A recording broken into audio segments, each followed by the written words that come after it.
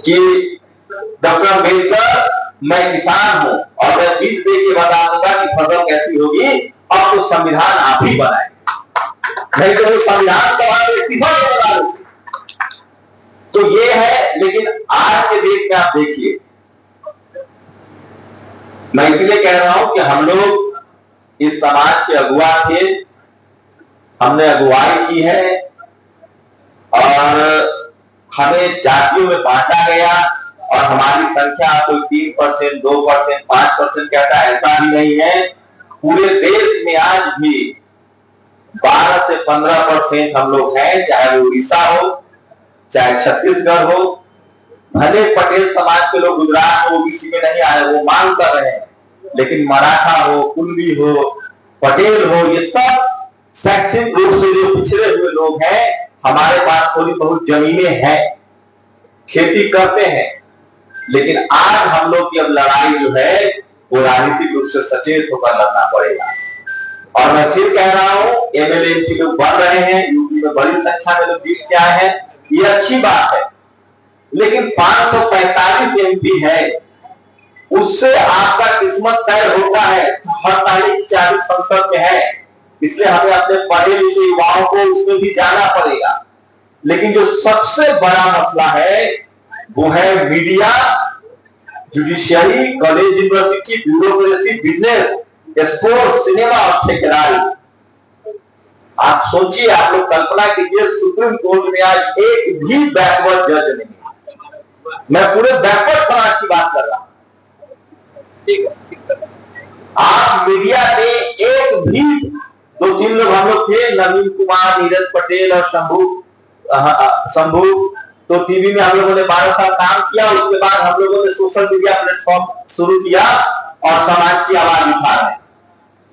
हम लोगों को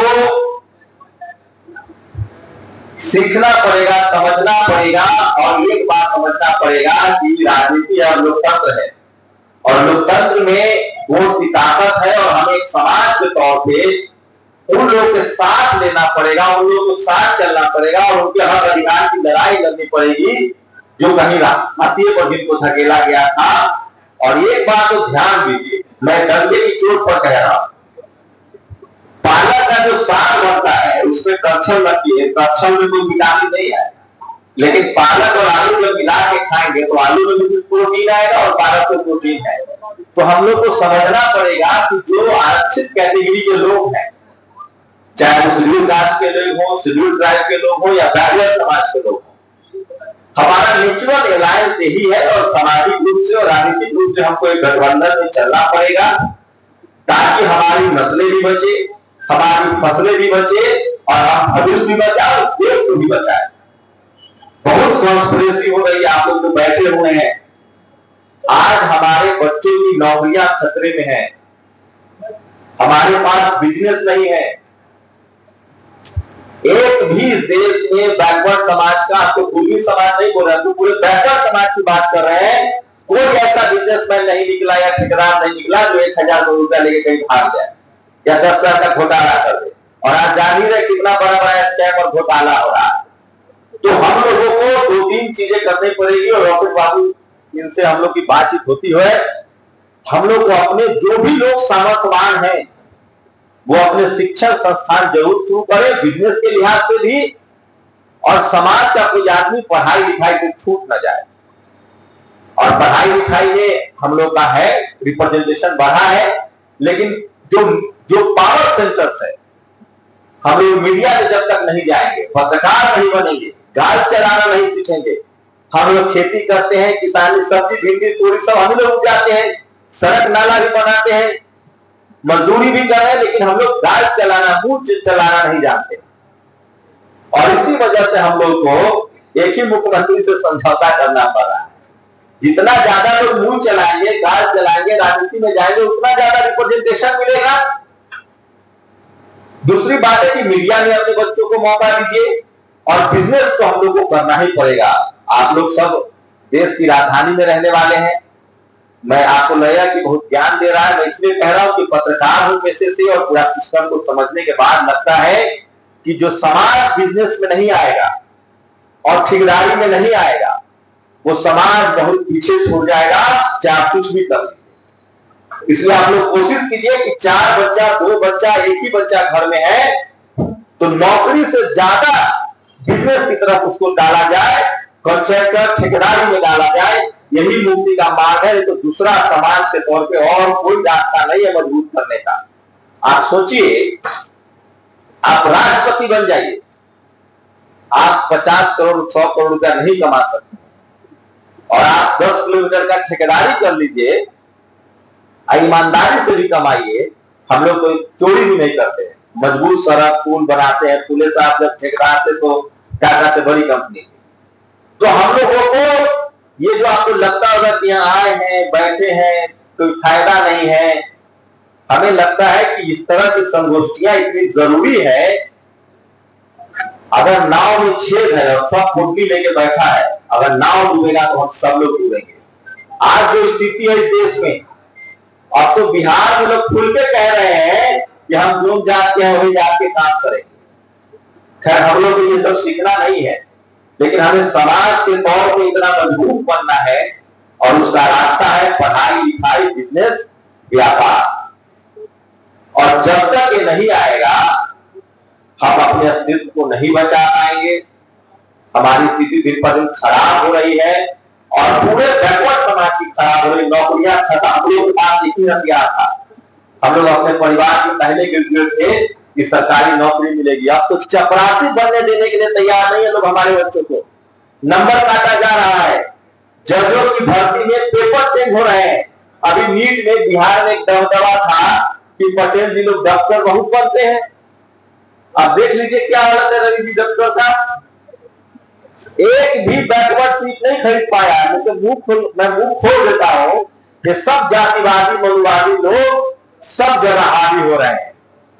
इसलिए हम लोगों को अपने हमारे जो पुरखे थे, शिवाजी महाराज, साहू जी महाराज, संभाजी महाराज, पटेल जी, इनके तरह कमजोर के साथ भी खड़ा होना है। जो कमजोर है उसके साथ भी खड़े रहेंगे और अपना अधिपत्य व्यवस्थापित करेंगे।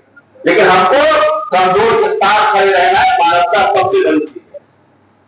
बाकी आप लोग समझदार हैं, बस हमारी हाथ जोड़कर गुजारिश है कि अपने अपने घर से माइंड सेट कीजिए कि नाता, रिश्तेदार, परिवार में एक आदमी को बिजनेस की तरफ धक्का मार के धकेलना है, चाहे जैसे धकेलिए। आप छोटा बिजनेस शुरू कीजिए, बस जैसे हो। अगर नहीं है कोई संसाधन तो समोसा का दुकान लगाए, ये करना पड़ेगा। और दूसरा, एक बच्चे को हाई एजुकेशन करवाइए। अब चपरासी से, कलम से काम नहीं चलेगा। जब तक हमारे लोग यूनिवर्सिटी में प्रोफेसर, डॉक्टर, इंजीनियर वाले पदों पर नहीं जाएंगे, समाज का भला नहीं होगा। और लोगों ने जितनी तेजी से कब्जा कर रखा है, अब जिन लोगों ने इस देश पर जाति के नाम पर कब्जा कर लिया, भेदभाव करके, बेईमानी करके, अब वो अपने बच्चे को सब विदेश भेज रहा है। तो हम लोगों को इस तरह के सामाजिक आंदोलन से जुड़ना भी पड़ेगा, और अपने अपने घर में पेट काट कर, कम खर्चा करके, शादी ब्याह में कम खर्चा कीजिए। जो हो सकता है, कपड़ा कुछ कम हो, लेकिन हम लोगों को पढ़ाई लिखाई पर ध्यान देना पड़ेगा। अपने बच्चों को, अपने नस्लों को मजबूत करना पड़ेगा, शारीरिक रूप से, मानसिक रूप से। नहीं तो हमारा समाज, हमारा अस्तित्व खतरे में है। और आज तो मैं बताऊंगा कि देश में SC ST OBC जो पूरा बैकवर्ड समाज है, उसका संवैधानिक अधिकार खतरे में है, और हम लोग फिर से मजबूत बना दिए जाएंगे। डॉक्टर साहब सही कहें, 92 से लेकर जब मंडल कमीशन लागू हुआ और 2000 तक सब ठीक ठाक चल रहा था, लोग कहते थे कि ठीक है, ये लोग क्लर्क बन रहा है, चपरासी बन रहा है, बनने दो। अब वहां भी कह रहे कि नहीं नहीं नहीं नहीं, ये चपरासी बन रहा है तो इसका बेटा इंजीनियर बन जा रहा है। पिछले 5 साल में 17,000 बैकवर्ड समाज के बच्चों को IIT, IIM और सेंट्रल यूनिवर्सिटी से बाहर कर दिया गया।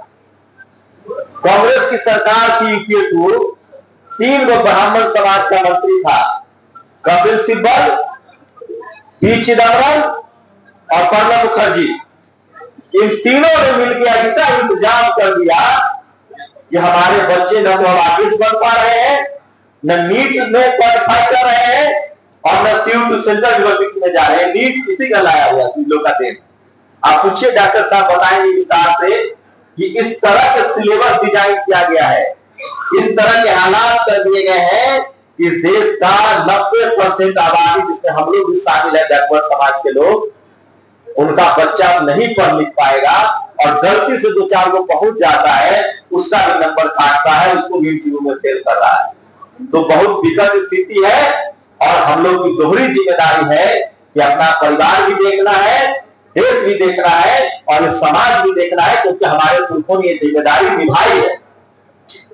तो हम लोग कभी किसी का, न हम लोग सताने वाले हैं किसी को, न हम लोगों ने जातिवाद किया है। हम लोग जातिवाद पे पीड़ित है, और जो जाति में सबसे जिनको नीचे रखा गया, जिनको शूद्र और छूट बनाया गया, हमारे पुरखों ने भी लड़ा है, और हम लोग भी उस लड़ाई को आगे बढ़ाएंगे। और हम लोग वेदान लोग हैं, हम लोग इस देश को बनाने वाले लोग, हम लोग चोर नहीं है कि हमको किसी से शर्म और ला जाए अपना जाति बताने में।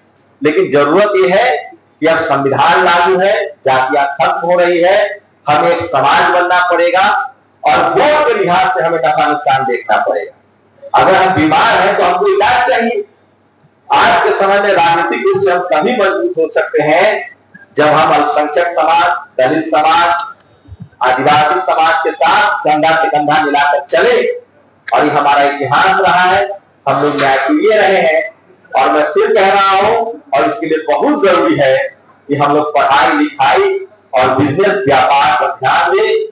और हम लोग की जिम्मेदारी है कि अपने बच्चों को, और हमारे परिवार में अगर सब सफल है, सब ठीक है, तो अपने पड़ोस के दलित पिछले बैकवर्ड को हाथ ठाड़े।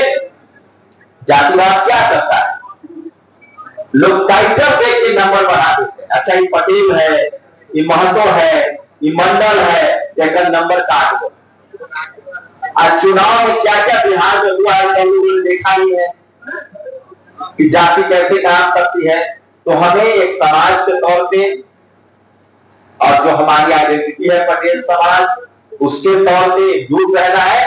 और एक बात, हम लोग किसी पंचायत के मोहताज नहीं है, और न लाचार बेबस है। बस समाज के तौर पे हम लोग एकजुट हो जाए तो हम लोग देश को भी मजबूत करेंगे, समाज को भी मजबूत करेंगे, और इस देश में जो गैर बराबरी है, जो भेदभाव है, उसको भी खत्म करेंगे।